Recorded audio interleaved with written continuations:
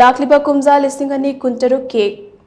kuntra mathoi March Phaobagi Manungda leibak asidagi Naxalism Maru Phangna Muthanaba Leingak ki Phirep Lei haina Union Home Minister Amit Shah na phongdokkhre microblogging site ama oriba X ta thagalakpa post amada Union Home Minister Amit Shah na hai Naxal Free Bharat oihanabagi pandamda changsilakpa masak thokpa khongthang amagi manung channa mamangda left wing extremism gi ka henba choithing phanghalamba India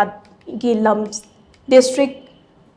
Taranithoi Leingak asina kanba action lokhatpagi hojek district tarukta hanthan bangamle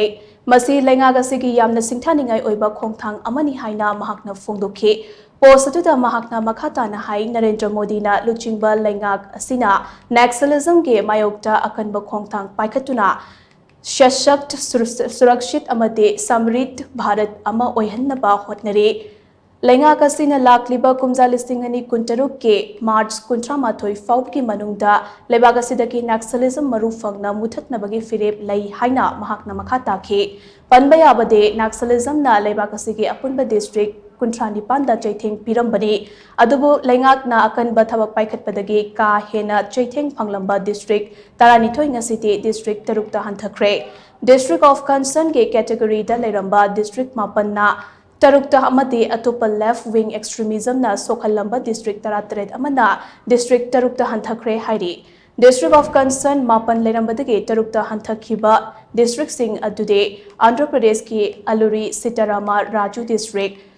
Madhya Pradesh ki Balaghat Odisha ki Kalahande Kandhamal amate Malkangiri district amate Telangana ki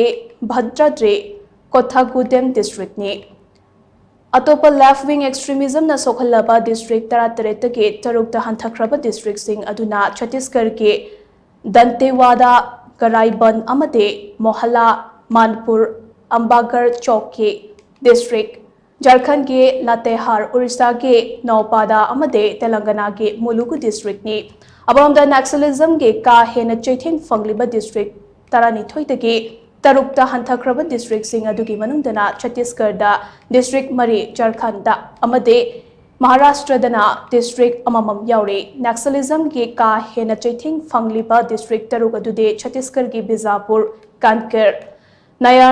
Narayanpur amade Sukhma Jharkhand ge West Singhbum amade Maharashtra ge Gadchiroli district ni Naxalism ge chaitheng phanglamba district sing masing hantharakliba ase maru oina hokiba chahi amaro masida Leingak asina Naxalism na sokhalaba maru oiba mafam singda anoba security camp kaya thamba ngamkhiba amate Naxalism ge irang asina sokhalaba khungang singda yaifa thorang ge thabak sing ningthina paikhatpa ngamlakpadagi ni hairi